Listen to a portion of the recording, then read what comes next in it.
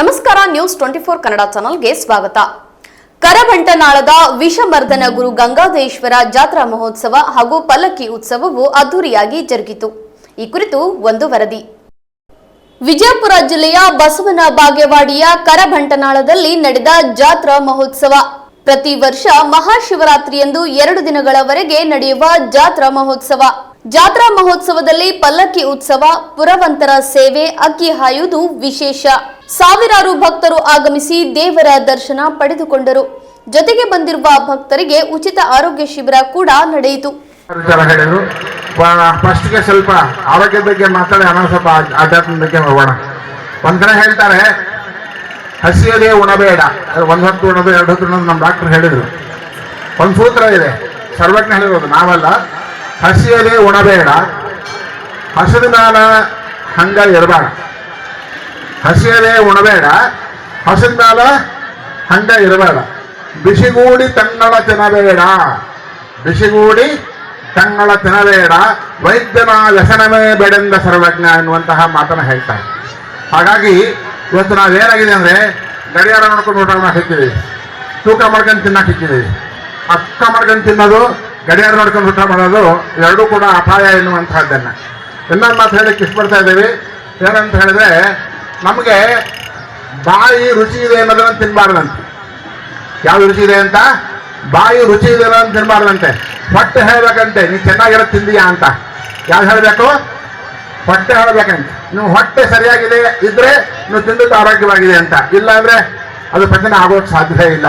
ಹೇಳಿದ್ರು ಪೂಜ್ಯರು, ಇದು ಮಕ್ಕಳು ಮಾಡ್ತಿರೋದೆಲ್ಲ ಹೇಳಿದರು. ನಿಜವಾಗ್ಲೂ ಕೂಡ ಏನಪ್ಪ ಅಂದ್ರೆ ಹಪ್ಪಳ, ಸಂಡಿಗೆ, ಉಪ್ಪಿನಕಾಯಿ ಎಲ್ಲ ಊಟ ಮಾಡೋದು ಯಾವಾಗ ಅಂತ ಹೇಳಿದ್ರೆ ಹಬ್ಬದಲ್ಲಿ ಮಾತ್ರ ಅಷ್ಟೇ. ದಿವಸ ಅಲ್ಲ. ದಿವಸ ಕಾರ್ಬೇಡಿ ರೊಟ್ಟಿ, ಇಲ್ಲಾಂದ್ರೆ ಚಪಾತಿ, ಚಟ್ನಿ ಇಂಥವನ್ನ ಮಾತ್ರ ತಿನ್ನೋದು ಅಭ್ಯಾಸ. ನಮ್ಮ ಭಾಗಕ್ಕೆ ಹೋದರೆ ಮುದ್ದೆ ಸೊಪ್ಪಿನ ಸಾರು. ಎಲ್ಲಿ ನಮ್ಮ ಹಾಸನ, ಬೆಂಗಳೂರು ಆ ಕಡೆ ಹೋದರೆ ವಿಶೇಷವಾದ ಊಟ ಯಾವುದಂದ್ರೆ ಮುದ್ದೆ ಸೊಪ್ಪಿನ ಸಾರು. ಅದಕ್ಕೆ ಹೇಳ್ತಾನೆ, ಮುದ್ದೆ ಅಂತ ಊಟ ಇಲ್ಲ ಎಂಥದ್ದು, ಸಿದ್ಧಪ್ಪನಂತ ದೇವರಿಲ್ಲ ಅಂತ ಒಂದು ಗಾದೆ ನಮ್ಮ ಭಾಗದಲ್ಲಿ. ಹಾಗಾಗಿ ಏನು ಎಲ್ಲ ಆಹಾರಕ್ಕಿಂತ ಮುಖ್ಯವಾಗಿ ಏನಪ್ಪಾ ಅಂತ ಹೇಳಿದ್ರೆ ಉತ್ತಮವಾದಂತಹ ಏನು ನಾವು ರೈತರು ಏನು ಬೆಳೆದಿರ್ತೇವಲ್ಲ, ನಮಗೆ ಸಮಾಧಾನವಾದಂತಹ ರೀತಿಯಲ್ಲಿ ಬೆಳೆದಂತಹ ಆಹಾರ ಪದಾರ್ಥ ಇದೆಯಲ್ಲ, ಅದನ್ನು ನಾವು ಹೆಚ್ಚು ಹೆಚ್ಚು ಗೌರವವನ್ನು ಕೊಡಬೇಕು. ಇವತ್ತೆಲ್ಲ ಏನು ಮಾಡ್ತಿದ್ದೀವಿ ಅಂತ ಹೇಳಿದ್ರೆ, ಹಿಂದೆ ನಮ್ಮ ಆಹಾರ ಪದಾರ್ಥವನ್ನ ಏನೂ ಇಟ್ಟು ಕಾಪಾಡಬೇಕಾಗಿಲ್ಲ. 24ರಿಂದ 30 ತಾಸು ಅವನಿಗೆ ಆಪರೇಷನ್ ಮಾಡಿರೋ ಅವ್ನು ಬದುಕಲಿಲ್ಲ. ಕಾರಣ ಏನಂತಂದ್ರ ಒಳಗೆ ಏನು ಕರಳಿಗೆ ಅದು ಸುತ್ತಕೊಂಡಿದ್ದು ಹೊರಗೆ ತೆಗಿಲಿಕ್ಕೆ ಡಾಕ್ಟರಿಗೆ ಸಹಿತ ಆಗ್ಲಿಲ್ಲ. ಅಷ್ಟು ಕೆಟ್ಟ ಪರಿಸ್ಥಿತಿ ಆಗಿ ಆ ಮಗು ಸತ್ತೋಯ್ತು. ಸುಮಾರು ಲಕ್ಷಗಟ್ಟಲೆ ರೊಕ್ಕ ಹಾಳು ಮಾಡಿದ್ರು. ಕಾರಣ ಏನಂತಂದ್ರೆ ಇಂತಹ ಕೆಟ್ಟ ಪದಾರ್ಥಗಳನ್ನ ತಿನ್ನೋದು. ನೀವು ಜಾತ್ರೆ ಬಂದಿರ್ತೀರಿ, ನೀವು ನಾವು ಏನು ಹೇಳಿದ್ರು ನೀವು ತಗೊಂಡು ಹೋಗ್ರಿ. ಆದ್ರೆ ಯಾವಾಗ ತಗೊಂಡು ಹೋಗ್ಬೇಕು, ಯಾವಾಗ ಬಿಟ್ಟು ಬಿಡ್ಬೇಕು ಅನ್ನುವಂಥದ್ದನ್ನ ಪರಿಜ್ಞಾನ ಮೂಡಿಸೋದಕ್ಕಾಗಿ ಈ ಆರೋಗ್ಯ ತಪಾಸಣೆ ಶಿಬಿರ. ನಾ ಇಲ್ಲಿ ಬಂದು ಕುಂತೀನಿ, ಬರೀ ಕರ್ದದ ವಾಸನೆ ಬರಕತ್ತ. ಬಹುತೇಕ ನಮಗೂ ಊರಿಗೆ ಹೋದ್ಕೊಳ್ಳಿ ಏನ್ ಚಾಲು ಆಗತ್ತೆ ಅನ್ನಂಗೆ ಅಷ್ಟು ಕೆಟ್ಟ ಆ ಎಣ್ಣೆಯ ಕರ್ದದ ವಾಸನೆಯಿಂದ ಆರೋಗ್ಯ ಹಾಳಾಗ್ತದೆ. ಡಾಕ್ಟರ್ ಹೇಳಿದ್ರೆ ಸಿಗರೇಟು ಮತ್ತು ದಾರು ಕುಡಿಯೋದ್ರಿಂದ, ತಂಬಾಕು ಹಾಕೊಳ್ಳೋದ್ರಿಂದ, ಗುಟ್ಕಾ ಹಾಕೊಳ್ಳೋದ್ರಿಂದ ಎಷ್ಟೋ ರೋಗಗಳು ಬರ್ತಾವ ಅನ್ನುವಂಥದ್ದು ಹೇಳಿದ್ರು. ಕ್ಯಾನ್ಸರ್ ಆಗ್ತದೆ ಅಂತ ಹೇಳಿದ್ರು. ಹುಡುಗಾವ್ ಮಗ್ಗಲ್ ಕುಂತನಪ್ಪ ಅಂತಂದ್ರೆ ಬಹುತೇಕ ವಾಸನೆಯನ್ನು ನೋಡಿ ಮನುಷ್ಯ ವಾಂತಿ ಮಾಡ್ಕೊಂತಾನೆ. ಸಿಗರೇಟ್ ಸೇದವನ್ ಮಗ್ಗಲ್ದಾಗ ನಾವು ಕುಂತೀವಪ್ಪ ಅಂತ ಕ್ಯಾನ್ಸರ್ ಬರ್ತದೆ. ಮಕ್ಕಳ